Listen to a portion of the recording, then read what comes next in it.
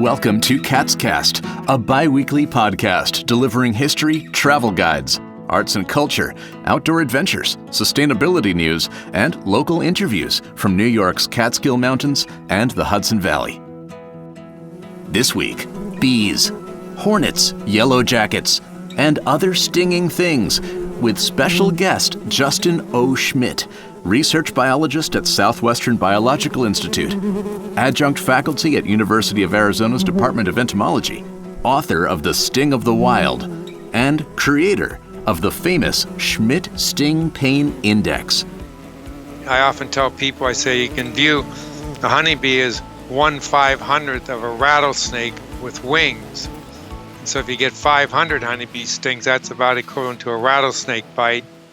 Scientific American called Schmidt the king of sting. The New York Times dubbed him connoisseur of pain. Stay tuned for a class on stings with the man who knows them best. This episode is sponsored by the 52-mile Catskill Mountains Scenic Byway, following New York State Route 28 through the heart of the Central Catskills. For maps, itineraries, and links to area restaurants, shops, and accommodations, visit sceniccatskills.com. Interested to know about a recent paper wasp sting through my sock, which had me screaming and later itching and swelling for days, I checked Professor Schmidt's pain scale and found that this was only a 2 out of 4. But he politely reassured me. Yeah, paper wasps are actually pretty painful. They're, as you found out, there are 2 in some of the really big ones. If you were down in Georgia or deep south, they have a Polistes annularis, which is a big chocolate-covered one. That one's a 3, so it hurts even more. And, it could be that some of the paper wasps hurt more than just the standard, 2, it might be a 2+ or something like that. But it's too fine of a detail to try to, put that into the pain scale. So it's just closer to a 2 than a 3 in general. But that said, like you found out, it really does hurt. What does a 4 feel like? You don't want to go there. Well, the worst one is the bullet ant, which is unfortunately a tropical ant, which doesn't get into the U.S., so we don't get to see it and appreciate it. But it's a big ant, about 20 millimeters long or 4/5 of an inch. And it stings you and has instantaneous, just shut you down sort of pain that just throbs and goes on for 12 to 36 hours. And some people report even longer than that. And me, usually it's about 12 hours. But I attribute that being shorter than the average because I'm an entomologist and I'm paying attention and I get the doggone thing off of me before it really delivers a good potent dose of venom.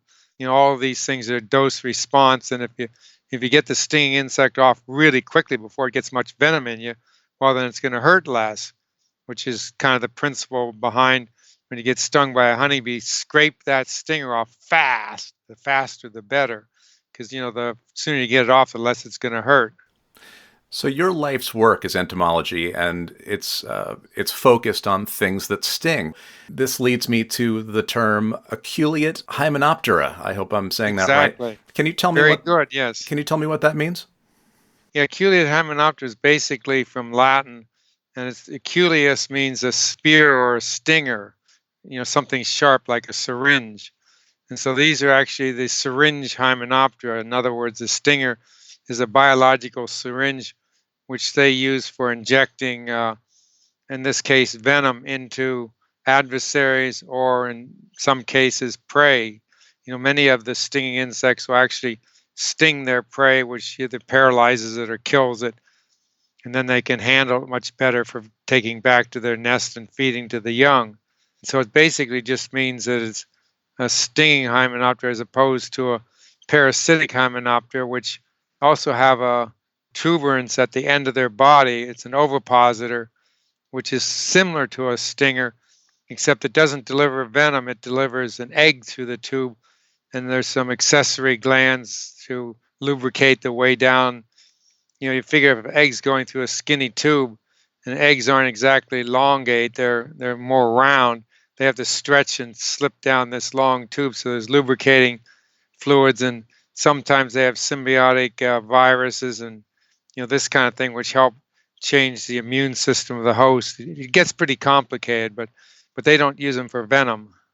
So the stinging Hymenoptera that have adapted to use the tube to sting, how did they deliver their eggs?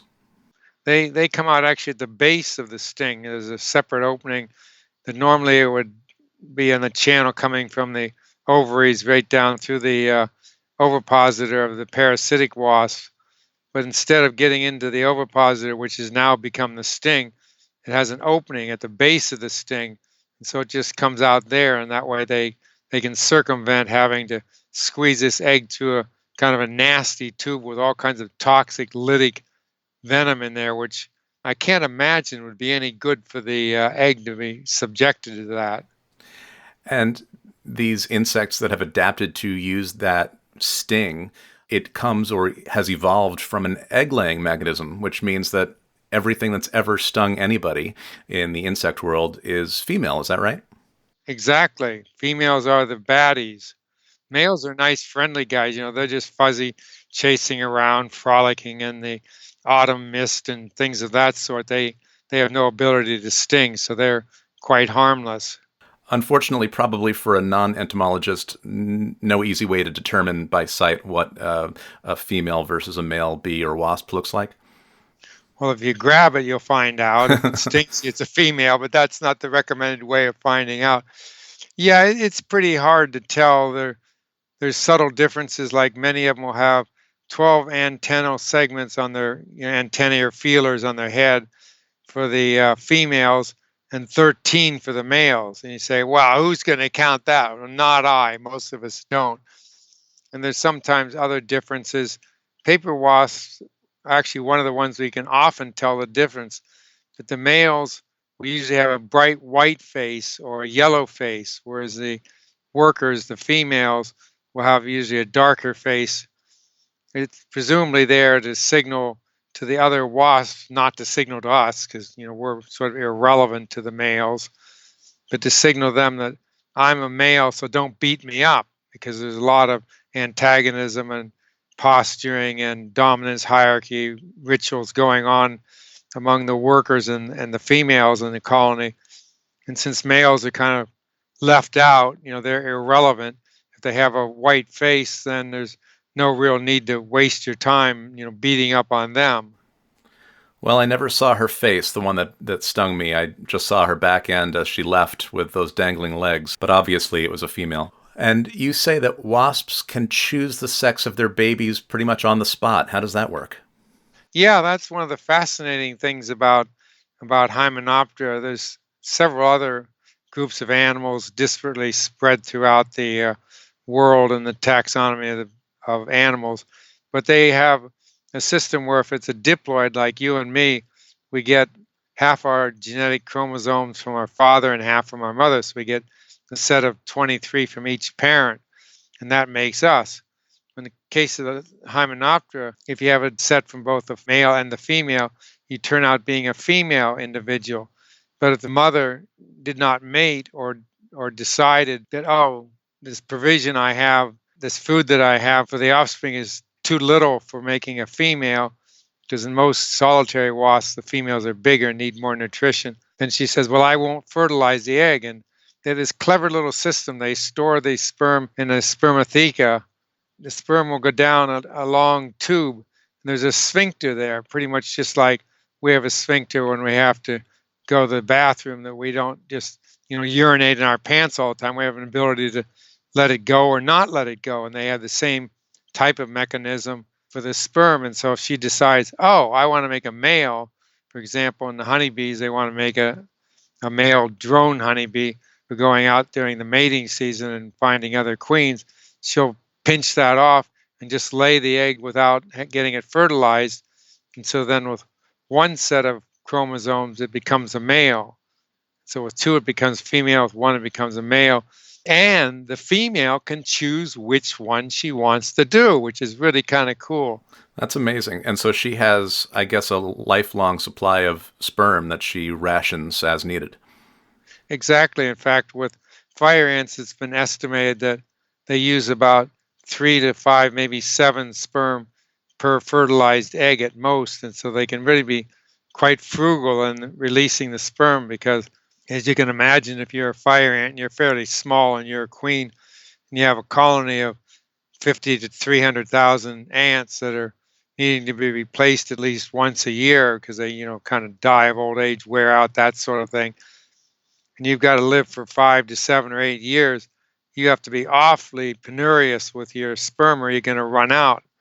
If you run out, that's the end of the colony. It kind of dies. And it's the same thing with honeybees, which is one of the reasons that beekeepers recommend changing the queen at most, at the very minimum, every 2 years. Because, yeah, they'll keep laying eggs third and a fourth and sometimes a fifth year. But by the time you're getting those multiple years, you're basically getting drone producing queens that they're laying a whole lot of males which don't do any work or anything and just eat up food. So it doesn't make any honey for the beekeeper. So you want to get rid of the queen before she starts running out of her sperm for making workers. So let's talk about honeybees. The sting scale or index that you created is anchored to the sting of a honeybee, which you put, I think, is at a 2. And so everything is in relation to that. But you say that honeybee venom is some of the most toxic venom of any stinging insect. How can that be? Because you've also said that you've been stung close to 1,000 times by honeybees. So why am I talking to you right now? Oh, it has to do with the dose. If a honeybee was 1,000 times bigger, I probably wouldn't be talking with you. It's what I often tell people. I say you can view a honeybee as 1/500th of a rattlesnake with wings. And so if you get 500 honeybee stings, that's about equivalent to a rattlesnake bite. Rattlesnake being obviously much bigger and is a medically important situation when you get bitten by a rattlesnake. Most people don't die of a rattlesnake, so the 500 bee stings also don't kill most people. But if you get double that, 1,000, or triple that, 1,500, then you're in serious risk of the same thing. It's like getting bitten by 3 different rattlesnakes all at the same time. Well, you're in serious trouble. You might not make it. But fortunately, honeybees are small enough that, if you're a little adversary, for example, beekeepers, particularly in your area, in the Catskills and in the Northeast and any of the cooler climates of the world, they have a lot of trouble in the winter with mice coming into their colony. The mouse is, of course, warm-blooded and very active, and so they can outmaneuver the bees, which are kind of numbed and cold, and so they cause a lot of trouble and damage in the hive. But bees can, when it warms up enough, they'll attack the mouse. And as little as about 4 or 5 stings will actually kill the mouse because, mice are little. So if you crawl in yourself, it's going to take 1,500 to do you in and get you out of the colony. But a mouse, it only takes 4 or 5, just a matter of size. And it seems like most or many stinging insects can strike again and again, but a honeybee can only do it once, right? It actually detaches and implants its entire stinging apparatus. Can you explain what happens there?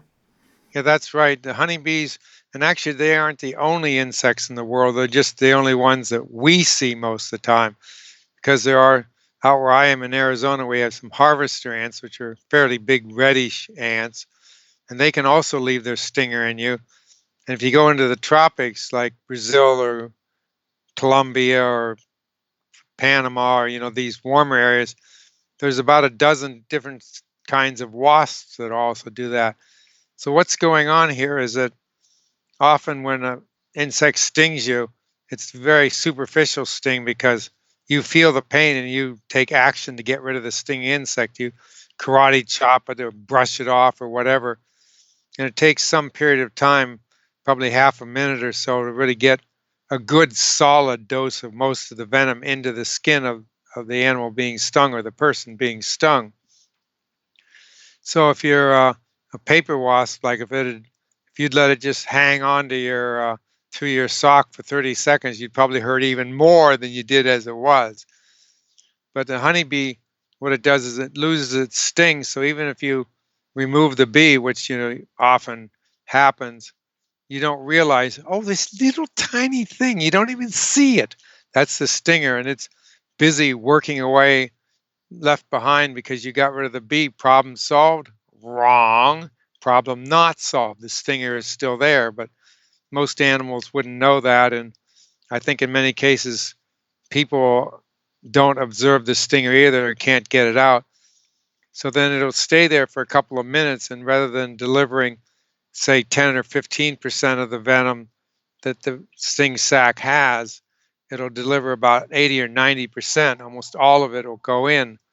And so that way, you plant one sting and you get a really good whammy, and it's worth sacrificing one bee out of, you know, 20, 30, 50,000 bees. What's the loss of one bee? It's pretty trivial loss to the colony. So it's well worth getting the extra benefit of getting all the venom in. They're sacrificial. They will lose their stinger and kill themselves basically to protect the overall community. Exactly. Well, they actually, it's kind of even more interesting that it's sort of like at this point now the bee knows that it has a finite time to live, maybe a couple of hours, maybe if it's cooler weather, it can make most of a day, but it's basically past tense. So what do you do if you have nothing else to do? You just harass the bejesus out of the target. You know, say you're getting stung. What the bee that's lost its stinger will do is buzz and try to attack your eyes, grab onto your eyelash, your eyebrows, or if you have a mustache or a beard, you know, grab on the hairs and pull on them and buzz ferociously and just distract you, which does a couple of things. It first intimidates you. It's very intimidating having this bee eyeball to eyeball, you know, a couple inches away from you or chewing on your eyelash. And second of all, it's distracting you so that her sisters who still have a sting can give you another sting or 2 or 10 or whatever number takes to get you out of the threatening area of the hive. What kills the bee? Well, basically, I think it's just the same as if, you know, we got eviscerated. You lose your. In their case, they basically dry out because they have no gut. Their whole gut comes out with them. So it's like pulling your stomach and everything out. You have this wound, and you know you're drying out. You can't drink any water or rehydrate to keep short-term survival. Of course, in our case, you know, we're going to bleed to death and we're going to be dead in a couple of minutes. But the bee will live long enough until it either runs out of energy to power the wings for flying or till it dries out. And if it's flying, it probably can't do that more than 5 or 10, maybe 20 minutes at most, depending on, you know, how much food it had before it, you know, lost its stinger. Do you think she knows? Do you think she knows that her minutes are numbered once she delivers that sting? Yeah, that's one of the interesting questions of science. You know, we like to be stuffy in science and say, well, you know, insects and animals don't think, so you know they're just robotic or you know whatever. But the end result is as if she were thinking.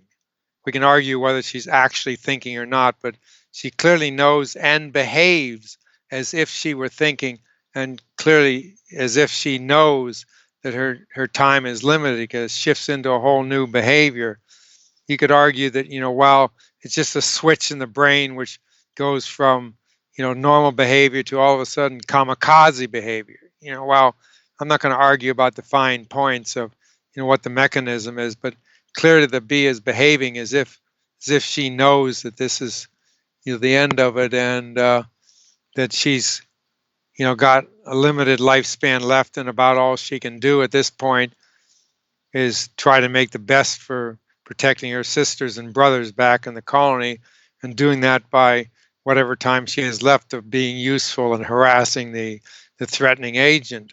Just more generally speaking, with all these many insects that have the ability to sting, why do they sting? It seems like kind of common sense, but can you put it into words for us? Yeah, basically what they're doing is they're protecting the home front. It's kind of a situation if you have, you know, just a small insect, say a mud dauber wasp, which most people are familiar with. They make the clods of mud on the walls around your house or your shed, that kind of thing. They're just one little skinny wasp. They're not enough good protein and nutrition to be worth bothering with. So something big like most birds or lizards or mammals aren't going to waste the energy to try to eat them because they takes more energy to catch the darn thing than you get out of eating it. So it's not worth attacking it. But with the stinging insects like the paper wasps and the honeybees and many of the ants that have big colonies, it's all of a sudden a situation where now, rather than the nutrition of one simple small insect, you get hundreds or thousands of them in one place. And if you're a honeybee colony, you get the added benefit that not only do you get lots of mature, workers, but also immature, the grubs, which are just little packs of wonderful, juicy protein and fat. Plus, you get this yummy honey. So therefore, it's worth the effort of something bigger to go and take the risks and do the energetic hassling to get this reward. So what the sting does is that provides a way to deter this enthusiasm of the predator, that your enthusiasm when you get stung on the tip of your nose when you're sticking your nose into a honeybee colony, thinking, oh, good, I'm going to slurp up some of this nice, yummy honey. Well, you pretty quickly get the idea, no, I don't think I want to do that. And the sting is the idea provider for chasing you away. Now, you say that there are some animals who either don't care or are unaffected. Raccoons, skunks, bears. You say that they will enjoy a good yellow jacket nest. Are they immune to the sting or just willing to deal with it for a good meal? We don't really know. I think they're just willing to deal with it. And one of the examples that you get from some of the older literature, particularly in Africa, is there's this thing called a rotel or a honey badger. It's basically, think of a wolverine in the tropics. It's a rather large member of the weasel family, and they're called honey badgers because what they do is they will destroy. They're very strong, like a wolverine. They can tear open a nest, or even in a tree, they can break the tree apart, get the nest and eat the honey. They seem to know how many stings they can take because they'll take several hundred stings, then they usually back away at that point. But every so often, one of them gets a little bit too enthusiastic and it can actually be killed. So that suggests that they are not immune to it. It's one of these things that I wanted to do years ago when I had contacts in South Africa where there were honey badgers that were causing beekeepers trouble, attacking hives and tipping them over and eating the bees and just generally being unliked. I kept saying, can somebody catch one of these darn things alive for me, take it to a veterinarian or a doctor or somebody, get a bunch of blood out of this thing, just take a blood sample and keep that frozen and send it to me, because if they did that, then I could test that. In fact, we did that with, it turns out we have one example which we discovered back in the mid-1980s. We have these harvester ants I briefly mentioned early on that are eaten only by horned lizards, the horny toads as they're sometimes called. They're a big fat lizard that is so slow and such that it can't catch much of anything other than harvester ants. And it eats hundreds of them at a time. And we said, well, how does it do that? These harvester ants are really, really toxic. One sting will kill a mouse. And, how come these lizards are eating hundreds of them? And it turns out they do have an immunity in their blood. They are 1,000 times more resistant than, we or a mouse or something, because they neutralize the toxin in the ant venom. So I could test the same thing for honey badgers, which would be the ideal animal to do that with, because they kind of make their living in large part on eating honeybees and get a lot of stings. So we don't really know. They may or may not be resistant, but they can certainly be killed. So that suggests to me that if they are resistant, it's only partially resistant. And I was really interested to learn that all of these insects, or groups of insects, bees versus wasps or types of hornets, they manufacture different types of venom, and that sting pain doesn't necessarily equate to the level of toxicity. Yeah, it's kind of interesting that all of them, if you have a big colony, be you ants, bees, wasps, whatever you are, if you're a big colony, you have the common problem that there's a bonanza of nutrition just waiting anybody who can overcome your defenses and eat all of you. And so you have the common problem of how do you defend yourself against these kinds of attacks. The best solution, most immediate solution, in most cases is to really make it hurt.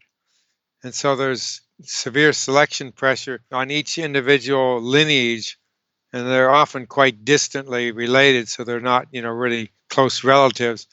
Each lineage is getting the same pressure. How does our venom get painful so that we can deter predators?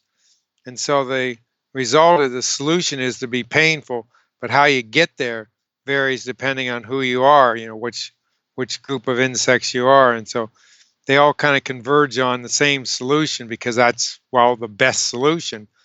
But they get there by whatever idiosyncratic route that evolution takes them on to get them there. And the chemical composition is totally different in some cases. So you say that wasps have a histamine that creates swelling and itching in a lot of people, but that's not necessarily the case for bald-faced hornets. Yeah, well, most hornets and wasps are somewhat closely related. They're all in the same subfamily. Actually, the thing that really causes the pain in them is not so much the histamine, but these wasp kinins. And wasp kinins are best thought of as something like, in our bodies we have something called bradykinin, and it's a 9 amino acid short little peptide that causes extreme heart pain and accelerated heart activity. So it's, so to speak, a hormone or a mediator of our body activities. And so what the wasps have done is taken this basic structure and added a few more amino acids, 16, 18 total rather than 9. And these extra acids, amino acids, what they do is they stabilize it. Key point, because bradykinin breaks down very, very quickly in the body.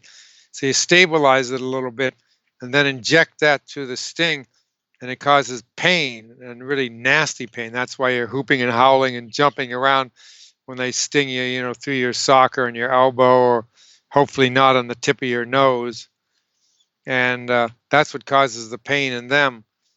Whereas melatonin in the honeybee is an entirely different peptide. It's 26 amino acids, and it tends to be almost like a super detergent. It just sort of starts breaking up cell membranes and causing extreme pain. It's also a cardiotoxin, so it's direct poisoning to the heart. It's quite a different molecule. We don't know in most ants what the pain-inducing compound is. We do know in the bullet ant it's called ponerotoxin, which is again an entirely different peptide, but it causes extreme pain. So their chemistries are all different, but their end results are always the same. And it's not just level of pain. So if we go back to your sting index, you've assigned a number somewhere between 0 and 4 for each of the stings you've gotten over the years from many different species.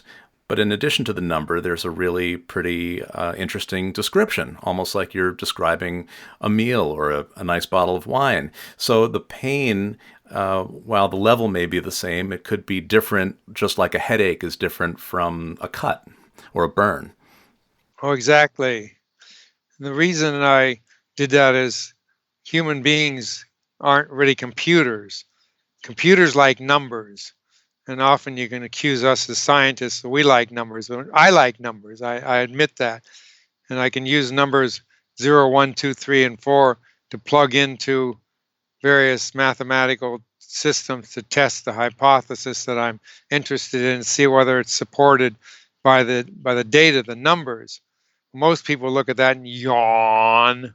That doesn't really relate. We don't get up close and fuzzy wuzzy with numbers. We use music, we use dance, we use poetry, we use prose, song. All of this is the way we communicate by language. It's something that is our natural way of communicating and then getting an understanding of what is really the situation rather than a number. And so that's why we put the descriptions on to kind of give an emotional, I can understand that. That makes sense to me. Gosh, I don't want to go there. Or that's not so bad. That's okay. I can put up with that. So that was where the origin. It's simply a second mode of communication that in general, the more different systems you have for communicating, the better your chance of it getting through. The third one that we had which was kind of visual, which I think is kind of fun, is to have that sliding bar where you have the ball showing how intense from really painful hot on one end to nothing on the other end. And you can see the ball where it's positioned on that scale. And so you can kind of get a visual idea. Ooh, it's up near the high end. I don't think I want to go there. Yeah, it's on the low end. What the heck? It's not going to chase me away from my barbecue grill that I'm planning for this Saturday. So we'll just ignore that one. Have you ever been stung by something that you thought, oh, maybe 4 isn't a big enough number for this scale? Not really. No insects. Now, there are some other culprits that probably would rate higher. I only work on Aculeated Hymenopterus, so just the group of stinging ants, wasps, and bees. But there are a lot of other things out there, and the Catskills and areas of that sort, you will have these giant toe-biting bugs, bellostomatid bugs. They're about 2 or so inches long, and they live in the... Oh, wait a second. To find out where these giant toe-biting bugs live in the Catskills, stay tuned. I know it's a cheap cliffhanger, but first, this quick message from our sponsor, the Catskill Center. Founded in 1969, the Catskill Center is committed to the protection and preservation of the environmental, cultural, and economic resources of the Catskills, with a belief that the vitality and prosperity of the Catskills depends on wise stewardship of our natural resources, thriving local communities, and robust collaboration with others. Their work includes the Catskills Visitor Center, 2 public land preserves, advocacy for the Catskills in Albany, regional collaboration, natural resource protection, and more. Learn more about the Catskill Center and become a member to support their work in the Catskills by visiting catskillcenter.org. Now, what was he saying about those toe-biting bugs? About 2 or so inches long, and they live in the water, and they eat things like fish and frogs. And I'm told, I haven't been bitten by one, but if they bite you, that really hurts, is what people say. So you have things like that. And out here we have giant centipedes, which can be 6 inches long. I've known a number of people who've been bitten by them, and they throb and hurt for, sometimes a day or so. And they probably would also be a 4 if you were making a comparison. Again, I haven't been bitten by them. I don't make a habit of trying to get bitten by these things. And then, of course, you have the medically important ones, which we don't want to go there. You could get bitten by a black widow. And from everything you read in the literature, that would certainly be more than a 4. But then there's a couple of kinds of pain. I just deal with the acute pain, which is what you get at the moment of the sting, for maybe the immediate time after that, 5-10 minutes, maybe half an hour, or whenever that initial pain finally recedes. Then there's the delayed pain, which you experienced with a paper wasp sting to your ankle. The immediate burning would go away after 5 or 10 minutes in most cases, but then delayed hours later, you start getting swelling and itching and burning, kind of a body's reaction to the pain. And that would be what the black widow would have. You have these muscle contractions. We have extreme stomach pain, muscles that are just spasming, these sorts of things. But the actual bite of the black widow itself is fairly more or less painless. And so I guess you could say some of the things like vipers, rattlesnakes, fer-de-lances down in the New World tropics, Russell's viper, or some of these things in the Old World. If you get bitten by one of those, that's immediate pain, which just continues from the moment of bite through, hospital treatment and for hours, sometimes, days later. So those would obviously be different, but you don't want to go there. I mean, that's life-threatening. You just don't, want to examine that. You don't even really want to think about doing something like that. But otherwise, probably the highest that you have in the Northeast in general would be 2s, and those would be the paper wasps or honeybees. When did you develop this scale, and how did it come about? Well, it was a long process. I was a chemist before I changed entomology, and so I became what's called a chemical ecologist, which means you apply chemical techniques to try to understand the behavior and biology of, in my case, insects. So I was thinking, well, if I have this chemical ability, I want to study some kind of an insect system that has chemicals related to it. I could study flies. Well, there's nothing chemically related there except how they digest food, which was more biochemistry rather than what I was doing of chemistry anyway, simpler molecules. Well, then there came to be the obvious example, stinging insects. They inject something into you and it hurts and it's toxic. That suggests chemicals, right? Okay, let's go. So I started in Georgia, which is got a lot more stinging insects than you say you do in the Northeast. And I was working on this harvester ant, which goes up about as far as North Carolina, and they were known in the literature, the naturalists and the taxonomists and the biologists, is that, wow, you get stung by one of these things, they really hurt. And not only do they hurt, they cause the hairs on the part of your body, say your arm, they get stung to stand upright like a frightened dog, and they make you sweat. So both of those, as a chemist, you say, aha, neurotransmitter, something is affecting the neuromuscular system, something affecting the endocrine system. That's got to be a chemical. So I started working on those, and I was working on basically just the chemistry of what was in the venom. And while in the process of collecting them, he gets to, ouch, geez, these things really hurt. And I grew up in central Pennsylvania, so I knew all about bumblebees and yellow jackets and bald-faced hornets and honeybees and sweat bees. And if I missed one or two, probably carpenter ants, which nip a little bit. I'd been stung by all of these things, and none of them hurt anywhere near as much, nor did they feel the same. They felt qualitatively quite different from a harvester ant. So I just kind of recorded that in the back of my mind and did some of the good chemistry on them and found out harvester ants are incredibly complex in terms of the chemistry of their venoms. So then the next question was, well, is this unique? Or is just most insects like harvester ants? And we just hadn't really looked at them. We'd only really looked at yellow jackets and honeybees, the mostly work done by the Germans 50 years ago or so. And so we knew about those two, but what about all these other, hundreds of different types of stinging insects? So I went on a survey to try to see if the chemistry of those was similar or different. In other words, how unique, how exciting is the harvester ant venom compared to the quote normal or ordinary, routine of stinging insects.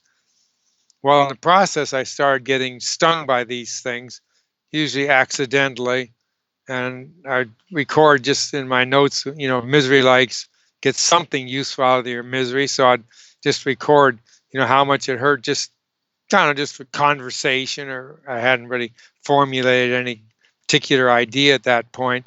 I just recorded it.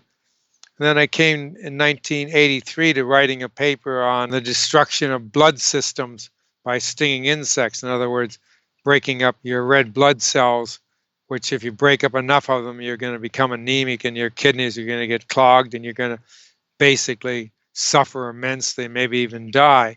So I was thinking this might be one of the chemical ways that venoms work, is by breaking up red blood cells. And so just as an incidental along with that, I said, well, let's see if we correlate pain with the ability to break up blood cells.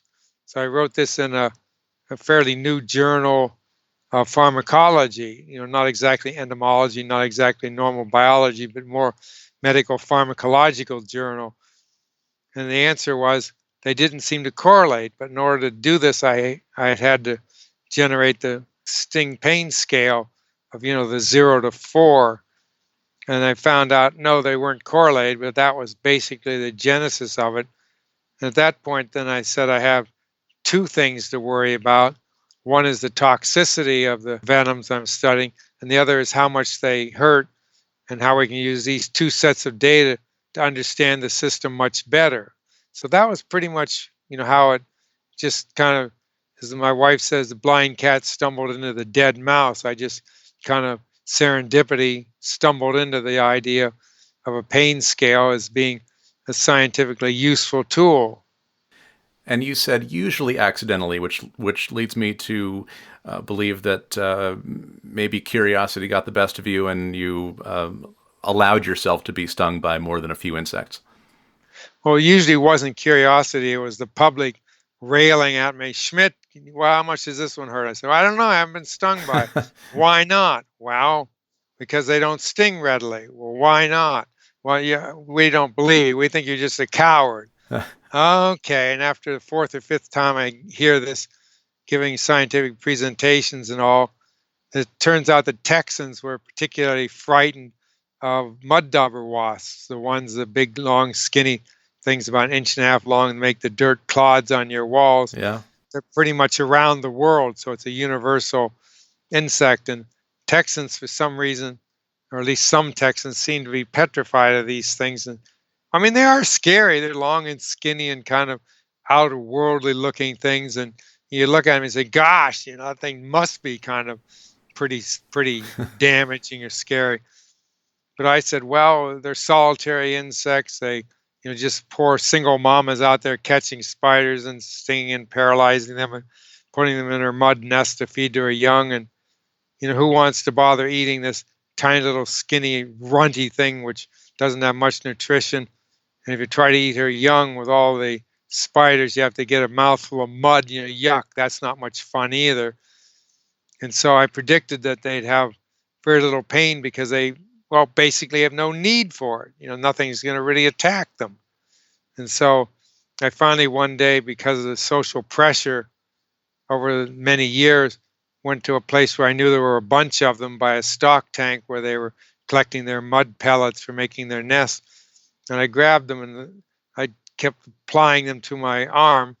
The first two were kind of duds. I couldn't even get them to sting me. Third one finally, come on, please sting me, darn it. Will you just do it so I can get this over with? And she finally did sting me. And like I said, it was underwhelming, to say the very least. It was at most about a 1. So then that was an intentional sting. And pretty much all of the things that I've been stung by intentionally were in that category. They were solitary wasps or solitary bees or something that doesn't readily sting. And in all cases, they were predicted based on biology to not hurt very much. There was possibly one exception, which was the giant ant, the Dinoponera gigantea. It's the world's largest ant. It's 25 millimeters long or about an inch long. And I call them a gentle giant. You can have them walk on you. They don't sting you. They're totally unaggressive. They live in small colonies of, anywhere from 8 individuals up to maybe 50 or 60. So they're small colonies of big ants. They got confused by some of the early naturalists or medical people who are notoriously poor at being able to identify insects in particular. And they were blaming them on the bullet ant, as saying, the giant ant was actually confused with a bullet and it really hurt. And I said, nah, I've never known anybody to get stung by them. I collaborated for years with a researcher down in Brazil. He'd never been stung on them. He'd written several papers on them. I'd written quite extensively on them. None of us had ever been stung. Yet there was this rumor out there that they really hurt. So I said, well, okay, I guess we're going to have to make this thing sting me. So I grabbed one and made it sting me. And it was a 2, basically. So that was the worst self-stinging that I got, which a 2 is considerably less than a 4 of a bullet ant. And that was only when I really made it sting me. Otherwise, they can crawl on you. I've got pictures of myself and pictures of my professor when I was down there with him crawling on us. And they're completely harmless. So you're not going to get stung by them unless you maybe sit on one or, something like that. Is the bullet ant your worst sting? Oh, yeah, absolutely. What was the word that came out of your mouth when that happened? Probably some expletives that I've forgotten long since.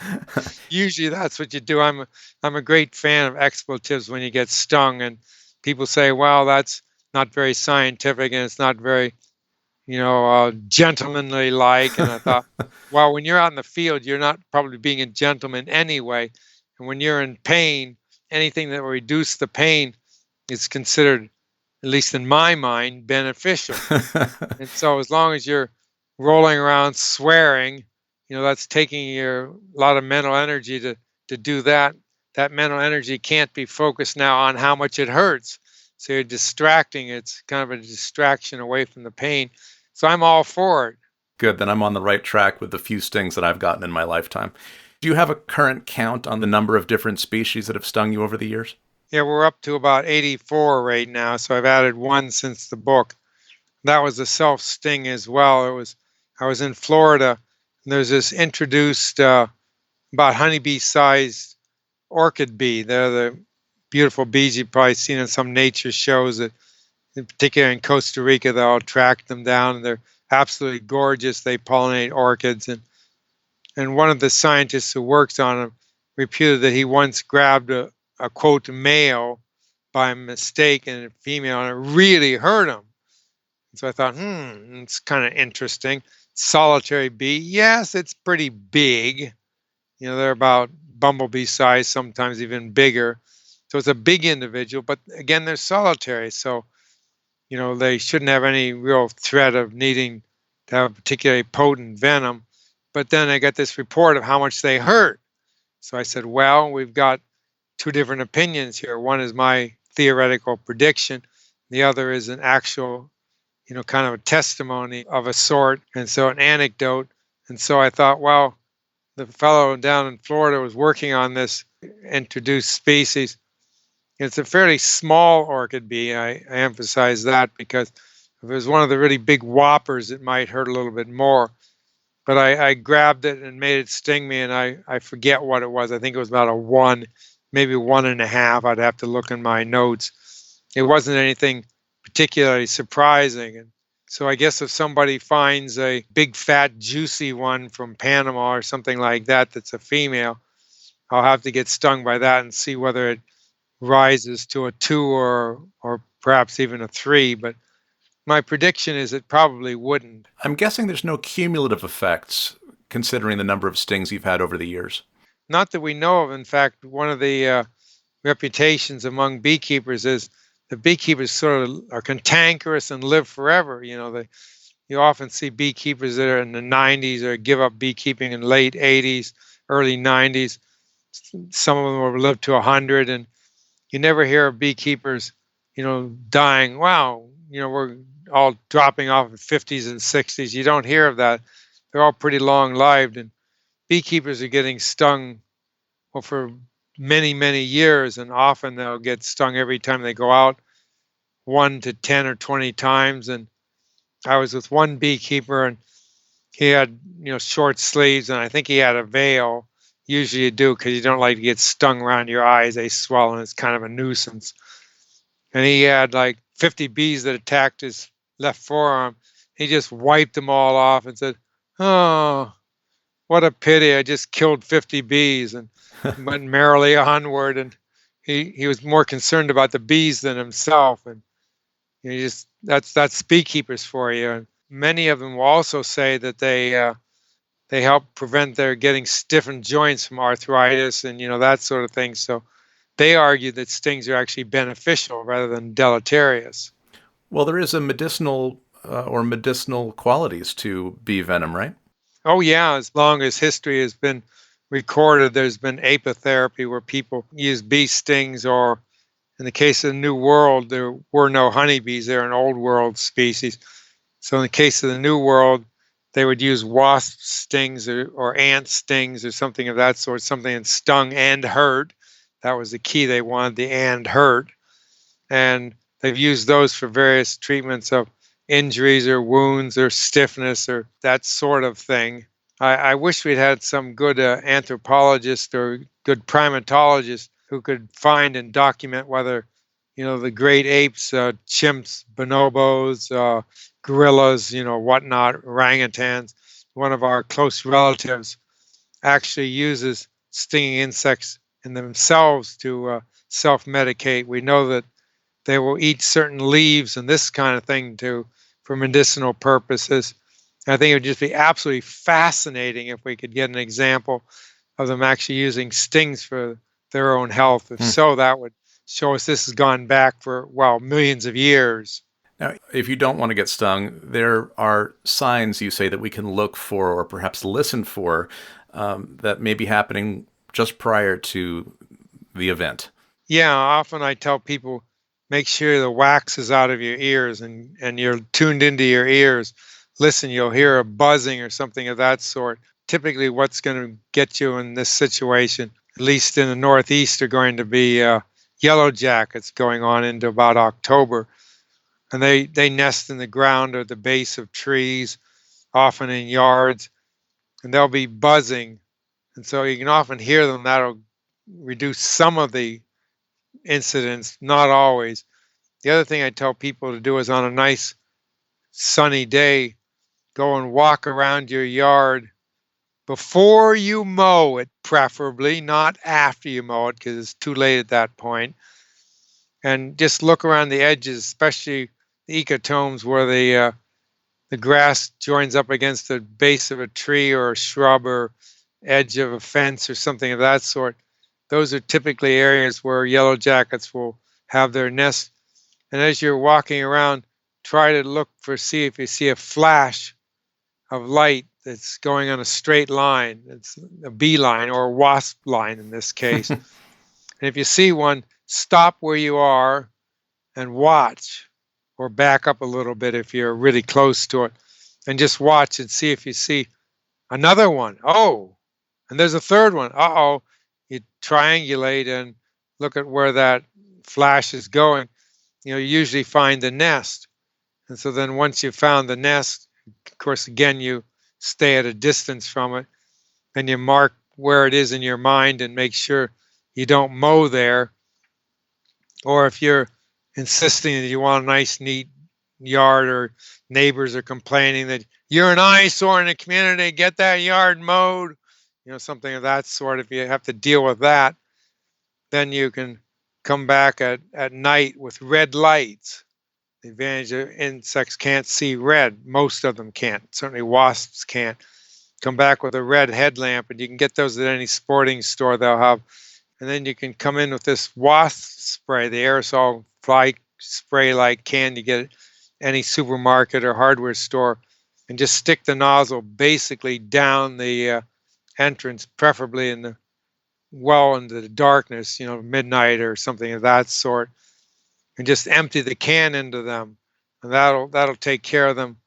The one thing I might mention while you're doing this, hold your breath, because breath is how they chemically recognize you. They will go up the stream of your hot, smelly breath from breathing, and therefore you'll get stung on the nose or eyes or something if there's a rogue individual that managed to escape your attempt to get rid of them. If you're holding your breath, it's kind of like closing your eyes and trying to see danger approaching you. You can't see it. So you're basically shutting off their nose, their ability to smell, so they have a lot harder time finding you. And I guess the last caveat you need to add is don't do this if you're allergic. Duh. No, don't do it. Hire somebody to do it, or get some nice, strong, robust teenager that wants to have an adventure and do something. Get stung once or twice, that just makes a good story. If you're not allergic and they're not necessarily nesting in a place that's going to be a problem, what is the benefit of these creatures in the ecosystem? Are they more of a benefit than a detriment as far as we're concerned? Absolutely. Social wasps are in general beneficial. Take the paper wasps as one example. They eat caterpillars. That's the only thing they eat, is just caterpillars. We know caterpillars are what messes up a lot of crops and vegetables in your garden and that sort of thing, because caterpillars are basically eating machines, and that's what the paper wasps eat, is caterpillars. So they're actually quite beneficial, and so I tell people to leave them alone if at all possible. And as far as yellow jackets, they eat flies and biting insects, horse flies or house flies, that sort of thing, as well as caterpillars and some other soft-bodied things. In fact, there was an anecdote from British Isles, 150 years ago or so, They eliminated all the wasps, as they call them in England, the yellow jackets. And the next year they had this plague of flies, which was just driving everybody crazy. And they attributed it to the fact that they'd eliminated all the yellow jackets that are primarily feeding on the flies around barns and animals and that kind of thing. And in fact, one of the things that you can do with students, which is quite fascinating, is watching bald-faced hornets, and they will pounce on a fly that's sitting near a barn wall or something like that. You can see them pouncing. They'll often find something like the head of a nail, which is holding the board into the side of the wall. And it kind of looks like about a fly shape, and they'll pounce on the nail. Oops, that's not a fly. That's not very tasty. And they actually will learn from that, oh, that particular fly is not a fly, and they won't pounce on it repeatedly, but they might pounce on another nail. And you can watch them doing this, and it's kind of interesting. So bald-faced hornets are actually quite beneficial as well. One last question for you. It seems they've come to the West Coast, so that we may be safe in the Catskills for now, but murder hornets, are they coming, or media hype? I think it's mostly just media hype and that kind of thing. They're actually quite present in Japan, where people actually admire them. I'm not expecting any big problem with the giant Asian hornets in this country for a couple of reasons. The main reason is that they're so big and such small colonies with so low reproduction that we're going to eradicate them all. We'll just make it as a kind of a cottage industry of getting a whole neighborhood to look out for these things. And when you find them, you beeline them. You can set like the Japanese will put little ribbons around their waist and follow the ribbons back to the colony, and then you can destroy the colony. And basically, I think they'll just be manually destroyed, all the colonies, before they can really get established. Now, if they did get really established, where you had hundreds of thousands of them in around the Pacific Northwest of British Columbia and Washington, that sort of thing, it's conceivable that they could expand to forested areas of the rest of the West, which would be mostly Northwest. They're not going to make it to desert areas. One of the big worries would be if that happened many years down the road, you could get hibernating queens, which come in RVs and trailers, these sorts of things, from New York and Pennsylvania, wanting to go out and see Glacier National Park, Yellowstone, whatever, Olympic Peninsula, and getting some of these things back to the east, where they would probably do actually quite well in the eastern forests, would probably get into New York, maybe a little further north. But I'd say that's an extremely long shot, and probability of that happening is pretty minimal. And if we have to tie ribbons on their waists like the Japanese do, that seems like another good job for the local high school kids. Exactly, yeah. I don't see why our kids would be any less coordinated, get the right enthusiasm and attitude. Well, it's been a real pleasure speaking with you, Professor Schmidt. I enjoyed your book, and thank you for personally getting stung by all of these different species so that we can put our own stings into perspective. Well, it's been my pleasure. I'm glad we got a chance to chat. Justin O. Schmidt's pain scale for stinging insects can be found in the appendix of his book, The Sting of the Wild, with rankings from 0 to 4 and colorful descriptions like sweat bees, pain level 1, light and ephemeral, almost fruity, a tiny spark has singed a single hair on your arm. To see where your stings rank and to learn more, check out Justin O. Schmidt's The Sting of the Wild. Cats Cast is a bi-weekly production of Silver Hollow Audio. Subscribe wherever you get your podcasts, and we'll see you again in 2 weeks. I'm Brett Barry. Thanks for listening.